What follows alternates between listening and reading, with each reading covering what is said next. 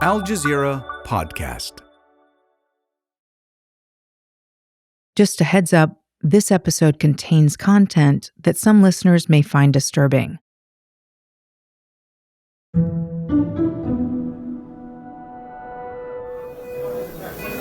No more beds, attached to ventilators, ICU patients, no place in the ICU, no more extra beds here to receive any more injured. We are collapsing. This is the reality for doctors working on the ground in Gaza. This is disaster. It's a real crisis. No any more functioning accident and emergency at Shifa Medical Complex. And Israel's attacks have been indiscriminate on Gaza's resources. They're targeting the food supply, they're targeting the sewage system, the emergency services that go to retrieve patients from under the rubble, the convoys of ambulances, the paramedics, the journalists, the hospitals. With just days left of fuel and limited medical supplies, hospitals are on the verge of completely shutting down. The Gaza Health Ministry says the entire system is collapsing. Rights groups say relentless Israeli bombardments have internally displaced 1.5 million people. With the healthcare system on the brink of complete collapse, what can be done to save the people of Gaza? I'm Natasha Del Toro, in for Malika Bilal, and this is The Take.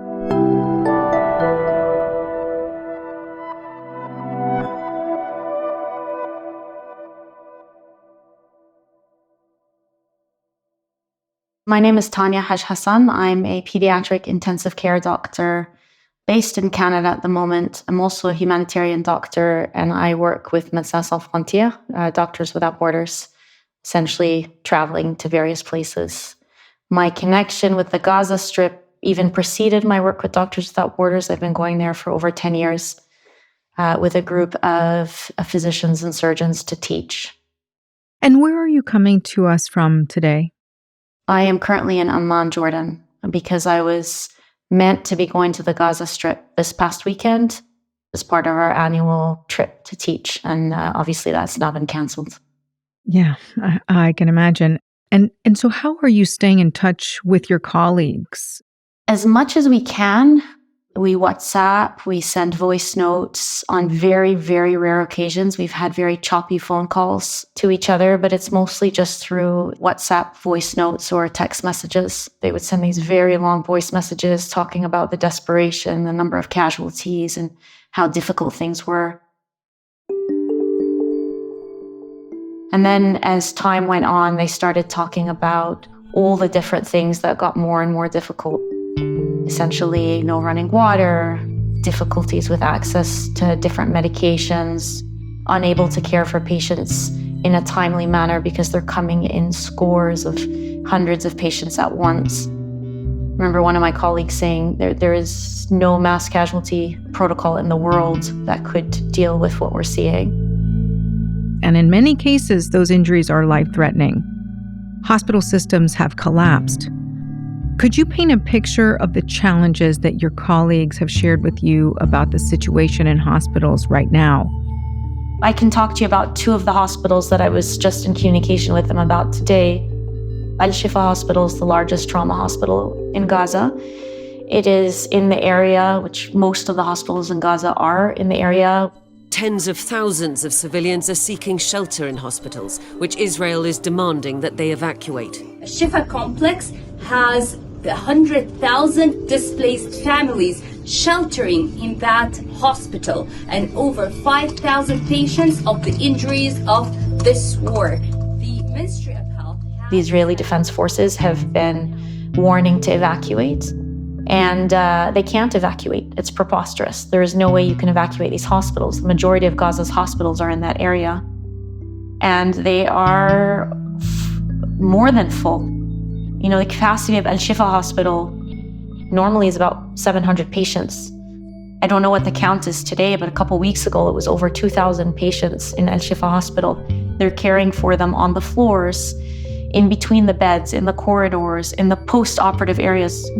And these hospitals are home at the moment for Al-Shifa, for example, to over 70,000 internally displaced people. About 70% of the Gaza population is displaced at this point. My friends and colleagues have talked about how their families have moved 4 and 5 times because every new home they move to, they get a warning to say it's going to be bombarded. And I can't imagine making these sorts of decisions as a family. And for our colleagues who don't leave the hospital because you cannot travel within the Gaza Strip at the moment, our colleagues sleep in the hospital. And for many of them, their families have evacuated south or have evacuated elsewhere. So I'll hear from them regularly. They'll say, I haven't been able to reach my family for the past 24 hours, and I'm very worried. Or they won't be able to reach their families, and then their daughter comes in on a stretcher, critically injured, or their wife, or their entire family. Or they hear while they're at work that their family has been killed.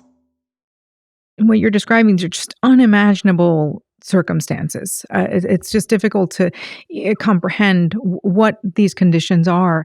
I mean, you said there are significant shortages of water. In fact, we know Israel has targeted the water wells, the food supply, and sewage systems. In northern Gaza, Israel has targeted a critical water tank in Tal Azata. The contents of the ruptured reservoir have poured out onto the streets. No bread, no food supplies for citizens, patients, and medical teams. Consequently, medical teams... How is all of this impacting the people there? Are you seeing some of your colleagues getting thinner and weaker? Oh, absolutely. My sister, right before I came on this show, was asking me how one of my good friends is doing. And I pulled up a picture of him and I showed it to her. And she said, no, the other one. I said, no, this is him. She's like, no, he looks different. And I said, he's just lost a lot of weight. So yeah, absolutely. They're losing a lot of weight. They look exhausted. They look tired. And they become more and more expressionless. I think the one thing that's very clear is as time goes on, their faith in humanity and the outside world disappears and their faith in God strengthens. They'll say, all we have is God and He is our best provider and we're going to rely on that for now. Another colleague of mine 2 nights ago sent a message to say in very vivid detail how they're not only killing people by attacking them through airstrikes, they're killing people by cutting off the water supply, the water wells, the fuel supply, the solar panels. They have destroyed the solar panels that are installed at the rooftop of the Shifa building in the Shifa hospital.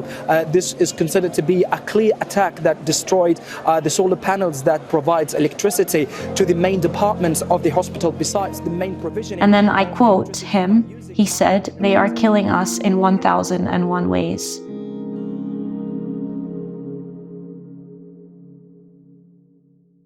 It's just too much. It's just too much. I'm so sorry that you and your colleagues are experiencing all of this. Also, we've heard accounts that civilians are drinking unsanitary water. Yeah, certainly. So one of my colleagues was saying that they distribute 30 milliliters or about an ounce per person per day of essentially clean water to drink for the hospital staff. So 1 ounce is really nothing. So yeah, they're drinking unsanitary water. They're drinking mineral water that it cannot be desalinated because the desalination plants require electricity. And if you don't have electricity, you can't desalinate the water. And if you don't have electricity and you're a doctor, it makes every minute of working a struggle. They were only able to power intermittently 3 areas: the operating rooms, the critical care unit, and the emergency department. And then the rest of the hospital, it's a very large hospital with multiple buildings, was pitch dark. And pitch dark with hundreds of thousands of people, internally displaced people, sleeping in the corridors. So they sent me videos of them walking around in the middle of the night with a flashlight on their phone, trying not to step on the children that are sleeping in the corridors as they try and move from one part of the hospital to another. We are just completing our work in this darkness.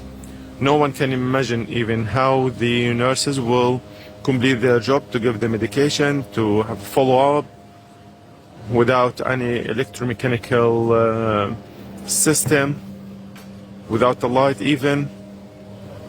It's a very catastrophic.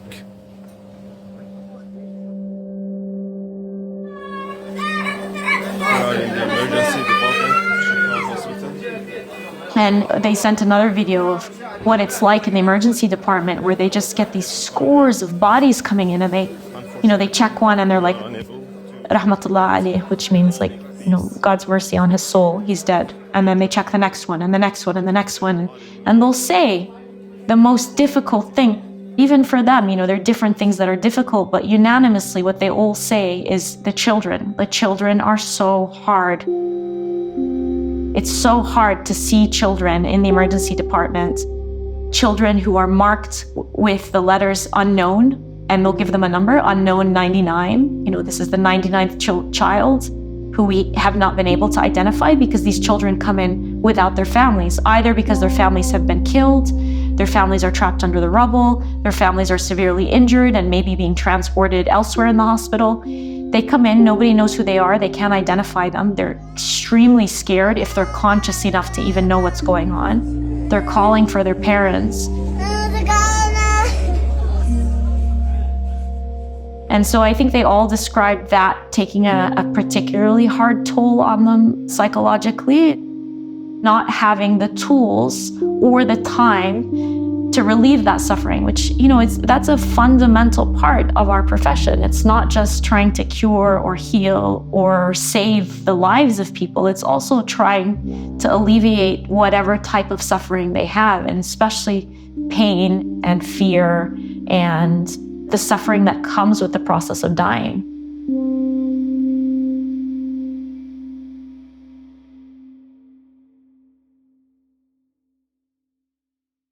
Dr. Haj-Hassan paints a picture of what the humanitarian situation is like for women in Gaza. That's after the break.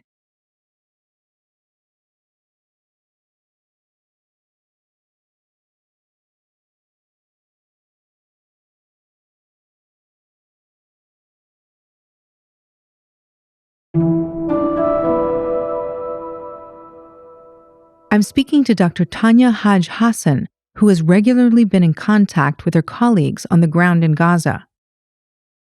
So I've also been thinking about how particularly difficult all of this has been for women. We've heard just horror stories about mothers giving birth.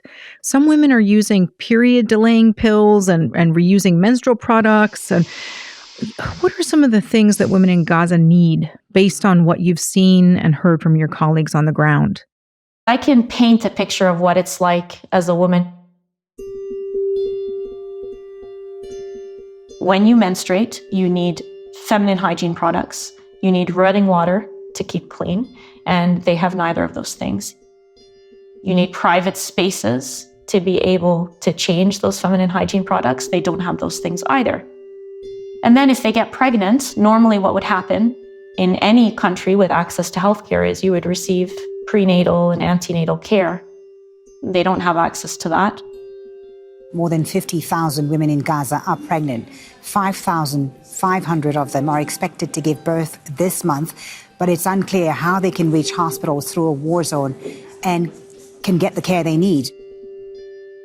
We've heard reports of women delivering in their homes in the rubble. We actually have a colleague whose family member had delivered 10 hours prior to an Israeli airstrike on her home. She and her 10-hour-old baby were killed.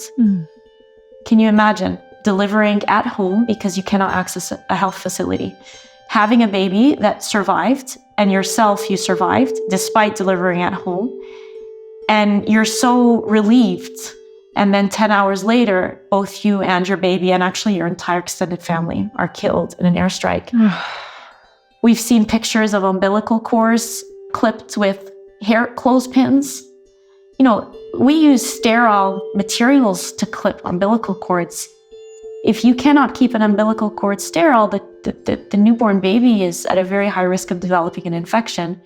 And newborn babies don't have the immune system to fight infections well, and so it's very dangerous for their health.